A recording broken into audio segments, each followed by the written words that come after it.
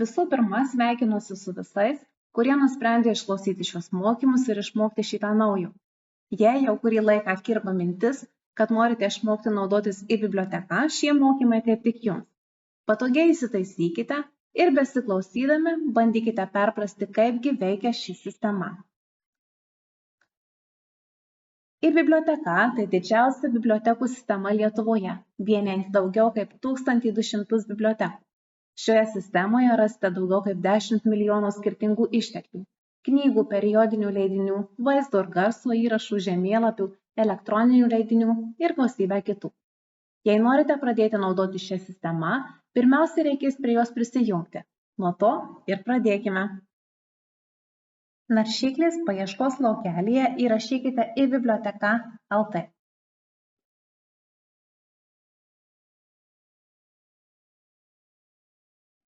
Ir paspauskite Enter.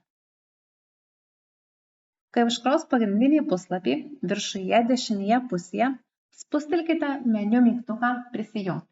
Kaip matote, čia yra meniu juosta, čia mygtukas Prisijungti. Jei naršyklės langas yra mažesnis ir meniu juostos nematome, tuomet matysite mažą meniu mygtuką, kaip kad dabar matote pas mane. Paspaudžiate jį, išsiskleidžia meniu ir tuomet galite pasirinkti tą patį Prisijungti. Tačiau, kad dabar viskas būtų aiškiau, jungiame didelį vaizdą ir pradedame prisijungimo procedūrą. Kai paspausite prisijungti ir užkraus prisijungimo langą, pamatysite visus būdus, kuriais galite prisijungti prie e-bibliotekos. Šių būdų yra 4. Pirmasis, naudojant naudotojo vardą ir slaptažodį. Jei niekada nesate jungęs prie šios sistemos, jūsų naudotojo vardas bus toks pat kaip jūsų skaitytojo pažymėjimo numeris, o vienkartinį slaptažodį jums sugeneruos bibliotekos darbuotojas. Prisijungę galėsite slaptažodį pakeisti į jums patogesnį. Antras variantas – jungiantis per elektroninius valdžios vartus. Spustelkite mygtuką L valdžios vartai ir pasirinkite savo banką. Sakykime, mano bankas yra Swedbank. Spausdinu Swedbank ir jungiuosi kaip įprastai jungčiausi prie bet kurios kitos sistemos, prie kurios jungiuosi per elektroninius valdžios vartus. Dar 2 variantai yra jungtis su Google ar Facebook, kaip matote čia. Čia prisijungimas su Google, o čia su Facebook. Tačiau jais naudotis galėsite tik tuomet, kai prisijungsite vieno iš pirmiau minėtų būdų ir savo e-bibliotekos paskyrą susijęsite su Google ar Facebook. Tiek prisijungimo su Google, tiek su Facebook galimybės aptarsime vėliau, o dabar keliaukime prie pirmojo varianto ir pabandykime prisijungti su skaitytojo pažymėjimo numeriu ir bibliotekos darbuotojo sugeneruotu vienkartiniu slaptažodžiu. Laukelyje naudotojo vardas įrašome savo skaitytojo pažymėjimo numerį. Aš įrašysiu Saviškį. Kaip matote, jis yra 1, 2, 3, 4, 5, 6, 7, 8, 9. O laukelėje slaptažodis man reikia įrašyti bibliotekos darbuotojo sugeneruotą vienkartinį slaptažodį. Dažniausiai šie slaptažodžiai yra gana sudėtingi, tad veskite jį atidžiai. Darbuotojas šį slaptažodį jums gali pasakyti nuėjus į biblioteką arba paskambinus telefonu. Taigi, maniškis sugeneruotas slaptažodis yra mažoji V, didžioji W, vienetas, mažoji O, didžioji S, žvaigždutė, mažoji I, didžioji Q, grotelės ir galiausiai skaičius 9. Ir dabar aš spaudžiu prisijungti. Jūs taip pat. Kai prisijungsite naudodami vienkartinį slaptažodį, sistema automatiškai jūsų paprašys jį pakeisti. Atsiras lentelė ir ten atsiradusioje lentelėje viršuje turėsime įrašyti savo naująjį slaptažodį, o apačioje dar kartą jį pakartoti ir taip užtvirtinti. Nepamirškite, kad savų slaptažodį turi sudaryti ne mažiau kaip 8 simboliai, iš kurių vienas būtų didžioji raidė, antras skaičius ir bet koks specialusis simbolis, pavyzdžiui, žvaigždutė. Kai išsaugosite naują slaptažodį, bus užkrautas jūsų paskyros pagrindinis langas. Taigi, bandome saugų slaptažodį susigalvoti. Sakykime, aš sugalvoju pavasaris iš didžiosios, tai bus didžioji P, vasaris, tuomet vienetas ir žvaigždutė. Šioje vietoje aš slaptažodį dar kartą pakartoju pavasaris iš didžiosios, vienetas ir žvaigždutė. Ir kai jau įrašau savo slaptažodį, spaudžiu pakeisti slaptažodį. Ir kaip jau minėjau, tuomet jūs prisijungsite prie savo paskyros. Kai prisijungsite, meniu juosta arba išsiskleidžiantis meniu išliks beveik tokie patys, kaip iki prisijungimo, tačiau pamatysite, kad atsirado jūsų vardas ir pavardė. Kaip matote, meniu juosta beveik tokia pati, bet čia yra mano vardas ir pavardė, taip pat turėtų matytis ir jūs išgiai. Kai paspausite ant savo vardo ir pavardės, išsiskleis papildomas meniu, kur matysite tokias skiltis kaip pranešimai, mano paskyra ar atsijungti. Kai prisijungiate pirmą kartą, labai rekomenduojame pirmiausiai spustelti ant skilties mano paskyra ir pasitikrinti, ar visi jūsų duomenys yra teisingi. Spaudžiame ir žiūrime. Čia pateikiami pagrindiniai mano duomenys. Tada žiūri prisijungimo informaciją, viskas kol kas gerai, pažymėjimo numeris. Čia galima pakeisti slaptažodį. Dešinėje pusėje matote laukelius socialinių tinklų paskyros. Jei ateityje norėsite jungtis su Google ar Facebook, tuomet čia reikėtų paspausti mygtuką susieti. Pavyzdžiui, su Google mano paskyra jau yra susieta, su Facebook dar ne. Tai spaudžiant mygtuką susieti ir svetainė automatiškai susieja sistemą su mano Facebook paskyra ir ateityje prisijungimas bus daug paprastesnis. Galėsiu jungtis su Google, su Facebook, su slaptažodžiu arba per elektroninius valdžios vartus. Taip pat rekomenduojama pasitikrinti ir visą kitą savo kontaktinę informaciją. Čia matote visus pateikiamus duomenis. Jeigu kažką norite pakeisti, matote klaidą įsivėlusią, spaudžiate ant pieštuko simbolio ir tuomet galite redaguoti. Pavyzdžiui, matau, kad yra negeras nurodytas mano telefono numeris, tai pasižymiu jį ir įsitaisau į gerą variantą. Elektroninis paštas jau nurodytas, adresas geras ir jeigu viskas yra gerai, spaudžiu išsaugoti. Ir visi duomenys išsisaugoja. Atkreipkite dėmesį, kad norėdami naudotis visomis bibliotekos paslaugomis turite nurodyti savo telefono numerį ir elektroninio pašto adresą. Telefono numeris reikalingas naudojantis knygomato paslaugą ar bibliotekos darbuotojui prireikus su jumis susisiekti, o elektroninio pašto adresas reikalingas, jei norite gauti pranešimus apie knygų grąžinimo terminą ar rezervuoti leidinį. Elektroninio pašto adresą įrašykite laukelyje pagrindinis elektroninio pašto adresas. Labai svarbu, kad jis būtų būtent šiame laukelyje, nes jeigu įrašysite prie kontaktinio adreso, pranešimų tikrai jį negaus. Jei dar neturite elektroninio pašto ir nežinote, kaip jį susikurti, maloniai kviečiame išklausyti ir kitus mūsų internetinius mokymus, kaip susikurti elektroninį paštą ir juo naudotis. Spustelėjęs skiltį Mano biblioteka, matysite bibliotekų, kuriuose esate registruoti sąrašą. Mano atveju matome, kad esu registruota Marijampolės Petro Ročiūno viešojoje bibliotekoje. Jūsų atveju gali būti ir kitaip. Jeigu norite pridėti papildomų bibliotekų, galite paspausti mygtuką pridėti. Jeigu paspausite meniu skiltį skaitytojo pažymėjimas, tuomet matysite savo skaitytojo pažymėjimo elektroninę versiją.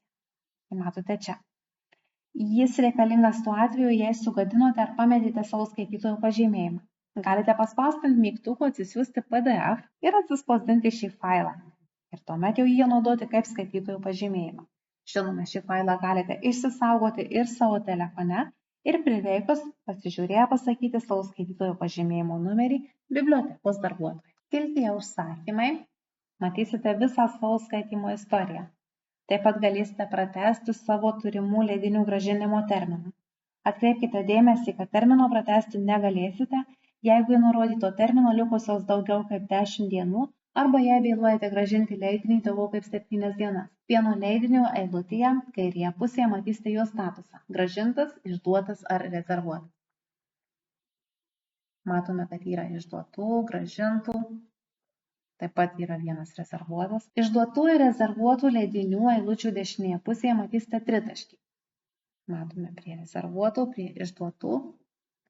kurį paspaudę galėsite arba pratęsti leidinio grąžinimo terminą, arba atšaukti rezervuotą užsakymą.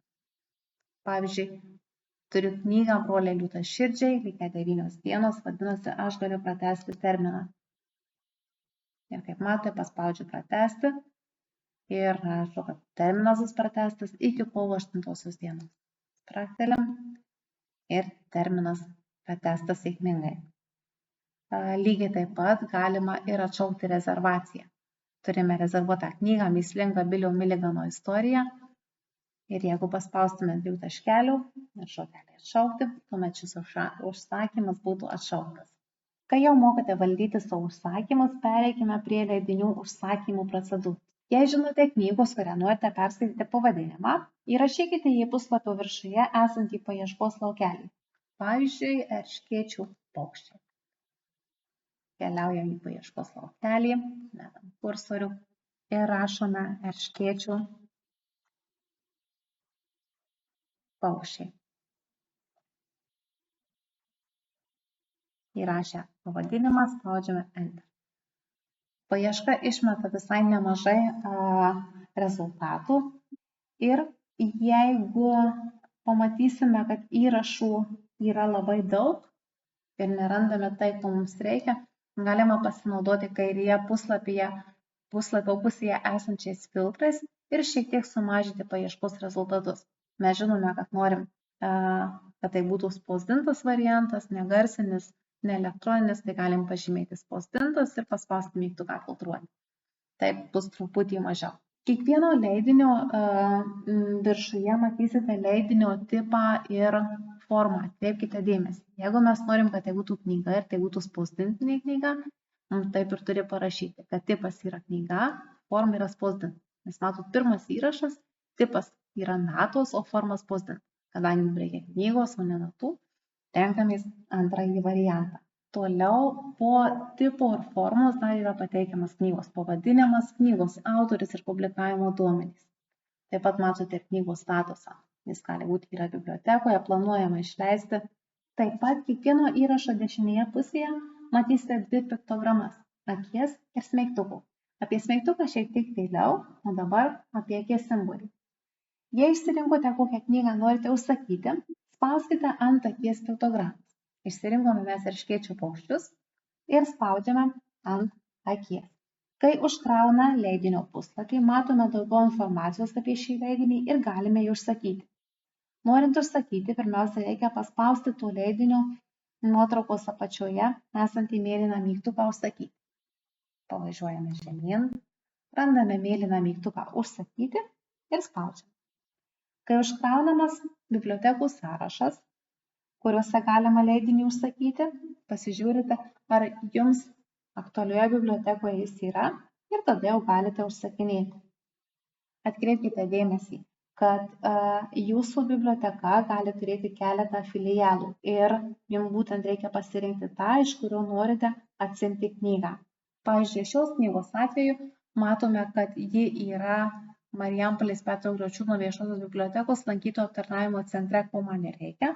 Tokiu atveju paprasčiausiai spaudžiu mygtuką užsakyti, o kai atsiveria langas užsakymo, reikia pasirinkti tik datą, kada aš planuoju atsiimti knygą. Šiandien gal negalėsiu, renkuosi rytojų ir spaudžiu užsakyti.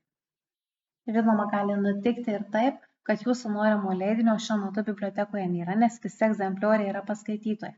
Sakykime, norite užsisakyti knygą Apšviestoji. Įrašote į paieškos laukelį, spaudžiate Enter. Tada žiūrite, jums reikiamos leidinio formos, randame knygą su nuotrauka, tipas knyga, forma spausdintinis, vadinasi, mums tai yra tinkamas variantas.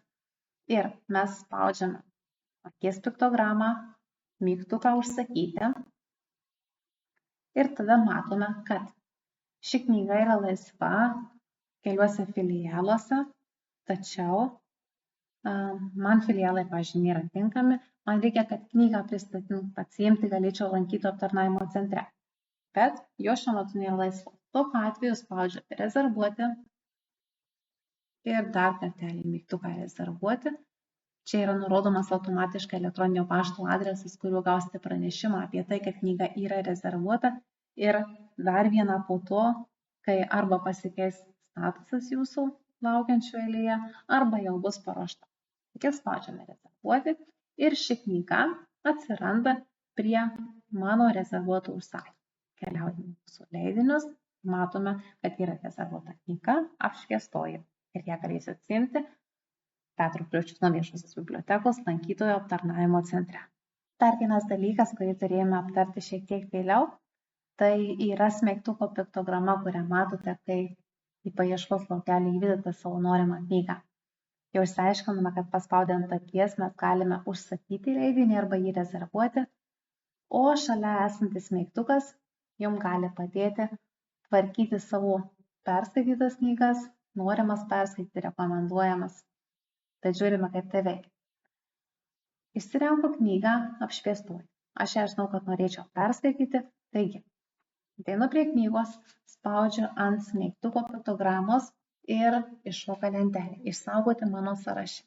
Kai paspaudžiate ant rodyklytės, išsiskleidžia galimi sąrašai – skaitytos, perskaitytos, rekomenduojamos ir planuoju skaityti.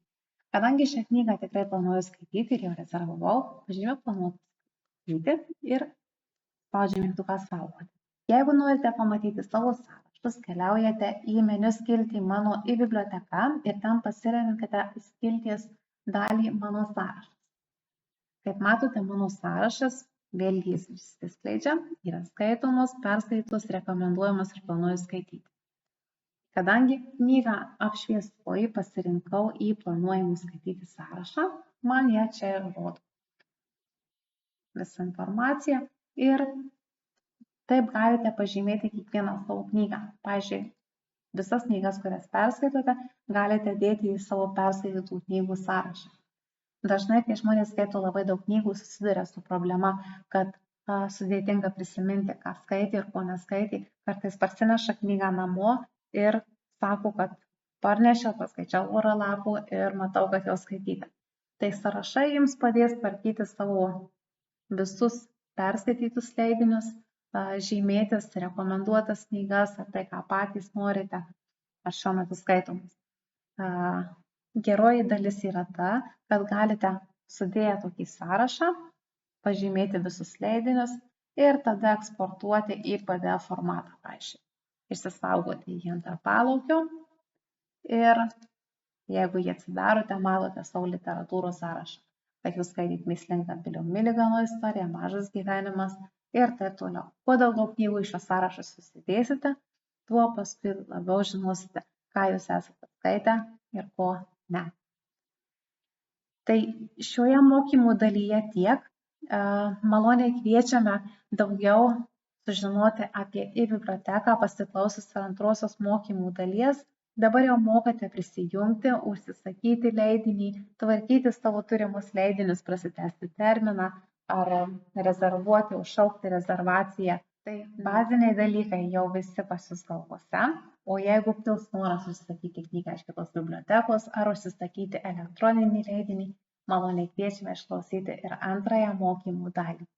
Sėkmės ir įdomių knygų!